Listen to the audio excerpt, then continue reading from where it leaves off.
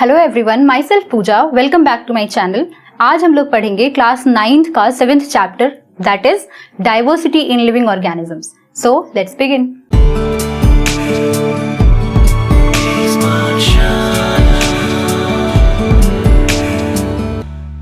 In this particular video we are going to talk about कि diversity क्या होती है, कैसे हम कैटेगराइज करेंगे, यानी कि diversity, you know the diversity term का मतलब क्या होता है। डाइवर्सिटी टर्म का इटसेल्फ बायोलॉजिकल मीनिंग यही है कि डिफरेंट फॉर्म्स, राइट, कि हम कितने ज्यादा डाइवर्सिफाइड हैं। से फॉर एग्जाम्पल अगर हम बात करते हैं ह्यूमन बींग्स की, तो हमारी ही क्लास में, अगर आप अपनी ही क्लास में देखेंगे तो अलग अलग एज ग्रुप के बच्चे आपको मिल सकते हैं, मतलब +- 1 और 2 ईयर्स। ऑफ कोर्स कलर अलग हो सकता है उनका, उनकी हाइट अलग हो सकती है, वो मोटे पतले लंबे छोटे हर तरह के हो सकते हैं, राइट। तो दिस इज डाइवर्सिटी, राइट। ये भी एक तरह की डाइवर्सिटी है। अगली तरह की डाइवर्सिटी क्या हो गई, अगर आप कंपेयर करेंगे खुद को अपने फ्रेंड्स के साथ तो क्या होगा, आप काफी सिमिलर हैं, राइट, है ना। लेकिन अगर यही आप अपने आप को कंपेयर करते हैं कहीं चाइना के लोगों के साथ या फिर कहीं अफ्रीकन लोगों के साथ या अमेरिकन लोगों के साथ, तो आपको लगेगा ओ हम तो डिफरेंट है। तो क्या हम डिफरेंट डाइवर्सिटी से हैं या हमारी डाइवर्सिटी अलग है? No, of course not. क्यों? क्योंकि हम यहाँ पे बात कर रहे हैं ह्यूमन पॉपुलेशन की, तो human population will come under similar category. Now let's discuss कि अगर हम ह्यूमन को कंपेयर करें मंकी के साथ तो हम कितने डाइवर्स हैं, है ना। अगर हम ह्यूमन को काऊ के साथ कंपेयर कर रहे हैं, से फॉर एग्जांपल एक ह्यूमन है और यहाँ पे हम इसको कंपेयर कर रहे हैं एक तरफ काऊ के साथ और ये कौन है, ह्यूमन है, ठीक है, और इसको हम इस तरफ कंपेयर कर रहे हैं मंकी के साथ। ओके, अब इसमें देखते हैं, अगर ये जो ह्यूमन है जिसकी हम बात कर रहे हैं, इसको अगर हम काऊ के साथ कंपेयर करें तो हम क्या हैं, काफी डिफरेंट है भाई। काऊ में जो सिमिलैरिटीज हैं और हम में जो सिमिलैरिटी बहुत अलग है, वो 4 पैरों पे चलते हैं, तो प्लस बिल्ट वाइज है, everything is different from us. So इसके कंपैरिजन में हम बहुत डिफरेंट लगेंगे। लेकिन अगर हम ह्यूमन और मंकी को जब कंपेयर करने लगेंगे, हमें लगेगा ओके वी हैव मोर और less few common features, right. So अब ऐसे ही अगर मैं बात करती हूँ, से फॉर एग्जाम्पल मैं आपको स्टेशनरी आइटम्स दे देती हूँ, आपकी क्लासरूम में जितना भी सामान रखा हुआ है अभी के हिसाब से ही, जैसे कि आप मान लीजिए बेंचेस हैं, चौक है, डस्टर है, पेन है, बुक है, आप उनको अलग अलग कैटेगरीज में डिवाइड कर सकते हैं। कैसे? अगर मैं बात करती हूँ कि हमें सिर्फ स्टेशनरी देखना है, तो हम सिर्फ स्टेशनरी आइटम्स को अगर एक साथ करेंगे तो वो एक ग्रुप बन जाएगा। जैसे dustbin will not come under stationery item, right. Pen, pencil, sharpener, eraser, rubber, notebook, everything will come under same category. Okay, लेकिन फिर यही हम अगर बात करते हैं कि हम इसमें भी और थोड़ा कर देंगे कि हम जिन चीजों से लिख सकते हैं, तो फिर पेन जो होगा वो एक बिल्कुल, पेन और पेंसिल जो होगा, कलर्स जो होंगे वो एक अलग कैटेगरी बना देंगे, मार्कर एक अलग कैटेगरी बना देगा, एक साथ एक ग्रुप बनाएगा।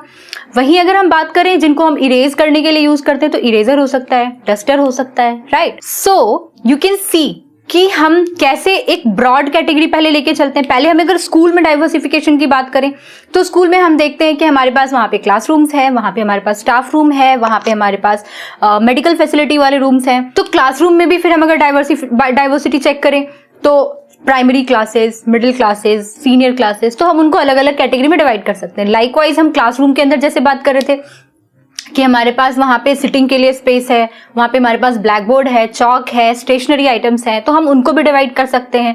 तो it's all dependent on what kind of category we are choosing, right. So इससे हमें क्या पता चलता है कि हमें किसी भी चीज को ऑर्गेनाइज करने की जरूरत होती है, कैसे और क्यों, राइट। तो that's a very very basic and important question.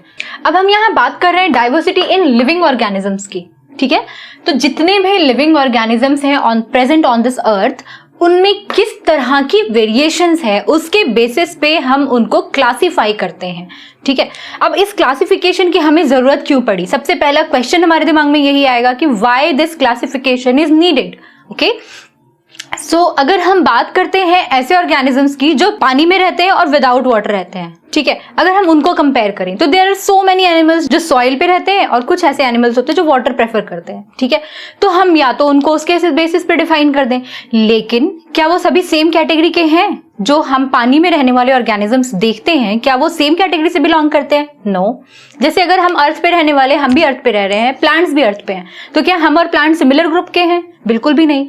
तो हमारा ग्रुप अलग है, हम अलग कैटेगरी में आते हैं, हमारा जो कैरेक्टरिस्टिक्स है वो अलग है। अब कैरेक्टरिस्टिक्स क्या होते हैं? तो सबसे पहला जो हमारा टर्म है वो यहां पे है कैरेक्टरिस्टिक्स। क्या होते हैं characters? Any physical form, any physical appearance or anything which you can demarcate, which you can see. Say for example, we can walk. That's our one of the characters. Plants cannot move, right? वैसे ही हम अपना खाना बनाते हैं, plants भी अपना खाना बनाते हैं, दे कैन फोटोसिंथेसाइज, लेकिन हम क्या है, हम डिपेंडेंट है प्लांट्स के प्रोडक्ट्स पे। हम अपना खाना डायरेक्टली सनलाइट से या वाटर से वैसे नहीं बना सकते हैं, है ना? तो वो उनका कैरेक्टर है, वो हमारा नहीं है। तो इस तरीके से डिफरेंट टाइप के जो हमारे अंदर वेरिएशंस होते हैं, जो चीजें होती हैं, उनको हम कैरेक्टर्स बोलते हैं, ठीक है? तो अब based on their characteristics we need to classify organisms, ठीक है? अब वो जो क्लासिफिकेशन है ऑर्गेनिज्म का, वो कैसे होगा, किसने दिया, हम इन सब चीजों के बारे में बात करते जाएंगे। This is just in our introductory video, जिसमें हम बात कर रहे हैं कि डाइवर्सिटी क्या होती है, लिविंग ऑर्गेनिजम्स में डाइवर्सिटी को आइडेंटिफाई करने की जरूरत क्यों पड़ी। जब हम डाइवर्सिटी पढ़ते हैं तो हमें यहाँ पे ना एक और बहुत इंपॉर्टेंट और बेसिक टर्म को जानना बहुत जरूरी है, that is called as nomenclature, ठीक है? What is nomenclature? नॉमन का मतलब ये हो गया आपको यहाँ पे नेमिंग से होता है। तो यानी कि अगर हम किसी ऑर्गेनिज्म को नाम देते हैं, आपको क्यों लगता है कि हमें नाम की जरूरत है? Say for example my name is Pooja, तो मेरा नाम जरूरी क्यों है? Why not, why I can't be said like human being 1, human being 2, you know? तो देयर इज सम इंपॉर्टेंस। हमारा नाम क्यों दिया गया? हम मान लीजिए कि हमारे घर में 10 लोग हैं, अगर 10 लोगों का अलग अलग नाम नहीं होगा तो हम कैसे एक दूसरे को बुलाएंगे? पहला प्रॉब्लम ही यही है हमारी जिंदगी में। ओके, अब जैसे आप इसको एक मार्कर बोल रहे हैं, आप इसको एक बोर्ड बोल रहे हैं, तो आपको ये नाम देना जरूरी क्यों है, ये आपको समझना पड़ेगा, ठीक है? अगर हम इनको नाम नहीं देंगे, we are not going to identify them, हम कैसे बोलेंगे कि ये क्या चीज है? इसलिए nomenclature is very very important.